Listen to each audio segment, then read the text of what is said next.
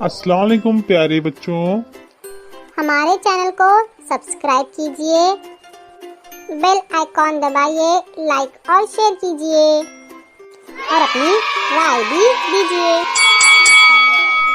اردو بال بھارتی جماعت ششم مضمون اردو پڑھیں گے، جس میں پہلی نظم ہے مناجات۔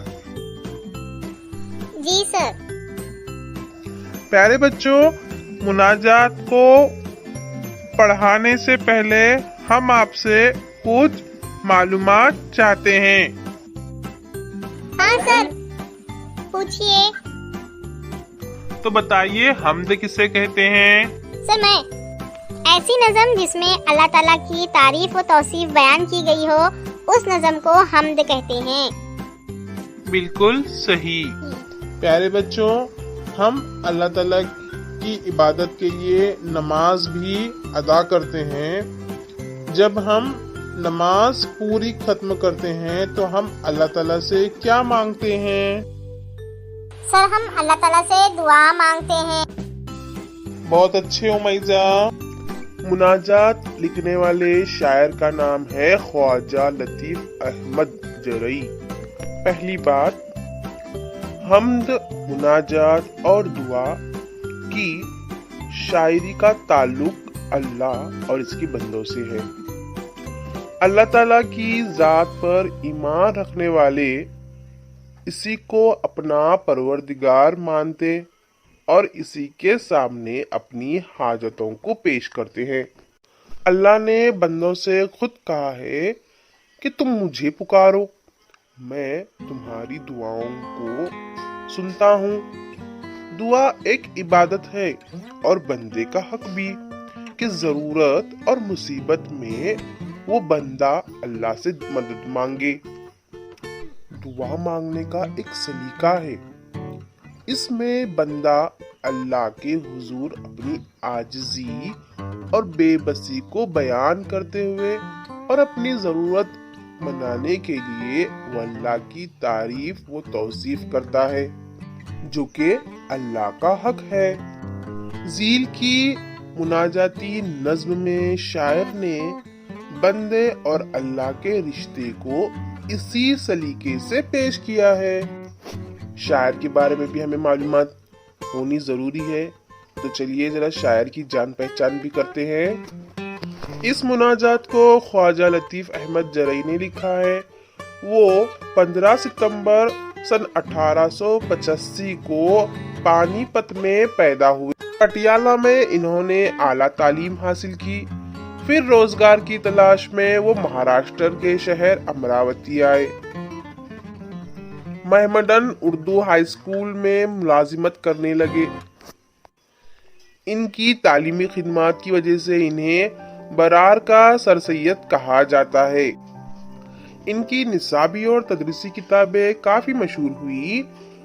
خواجہ لطیف احمد جرئی کا انتقال امراوتی میں سن 1941 میں ہوا۔ چلو تو پھر ہم مناجات کو ترنم کے ساتھ پڑھیں گے، پھر ایک ایک تشریح کا مطلب سمجھیں گے۔ پروردگار عالم سب سے بزرگ و برتر، دونوں جہاں میں تیرا کوئی نہیں ہے ہمسر۔ پروردگار عالم سب سے بزرگ و برتر، دونوں جہاں میں کوئی تجھ سا نہیں ہے ہمسر۔ حاجت روا ہے تو ہی رب کریم سب کا، کمزور یا قوی ہوں سب کو تیرا سہارا۔ حاجت روا ہے تو ہی رب کریم سب کا، کمزور یا قوی ہوں سب کو تیرا سہارا۔ ہر ذرے پر رواں ہے دنیا میں حکم تیرا، بندے سبھی ہیں تیرے، اعلیٰ ہو یا کہ ادنا، ہر ذرے پر رواں ہے دنیا میں حکم تیرا، بندے سبھی ہے تیرے، اعلیٰ ہو یا کہ ادنا، دے جس کو چاہے عزت، دے جس کو چاہے ذلت، ارذل کو کر دے افضل، تیرا ہی دست قدرت،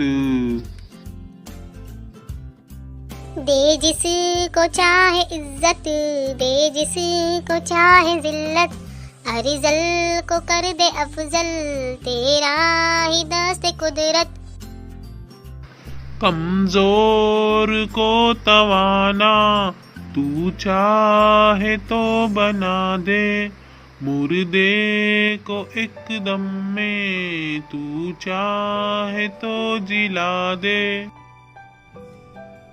کمزور کو توانا تو چاہے تو بنا دے، مردے کو ایک دم میں تو چاہے تو جلا دے، مایوسیوں کو دل سے تو ہی مٹانے والا، ٹوٹے ہوئے دلوں کی ڈھارس باندھنے والا، مایوسیوں کو دل سے تو ہی مٹانے والا، ٹوٹے ہوئے دلوں کی ڈھارس باندھنے والا، افتادہ کو اٹھا کر تو نے کھڑا کیا ہے، پزمردہ کھیتیوں کو تو نے ہرا کیا ہے، گرداب میں سے کشتی تو نے نکال دی ہے، آفت نہ ٹل سکے جو وہ تو نے ٹال دی ہے، نکبت کو دور کر دے رب اولا ہماری، عظمت جو کھو چکے ہیں پھر دے جناب باری، نکبت کو دور کر دے رب اولا ہماری، عظمت جو کھو چکے ہیں پھر دے جناب باری، فضل و کرم ہے تیرا دنیا میں عام سب پر، تو مجھ غریب پر بھی ایک لطف کی نظر کر، پروردگار عالم سب سے بزرگ و برتر، دونوں جہاں میں تیرا کوئی نہیں ہے ہمسر، بہت اچھے، بہت خوب، ہم سب نے مناجات کو ترنم سے پڑھا۔ اب ہم ان مناجات کے اشعار کی تشریح خلاصہ وار اس کا مطلب سمجھیں گے۔ جی سر۔ مشہور شاعر خواجہ لطیف احمد جرئی نے اس نظم میں پہلے اللہ تعالیٰ کی بہت سی صفات، خوبیاں بیان کی ہیں۔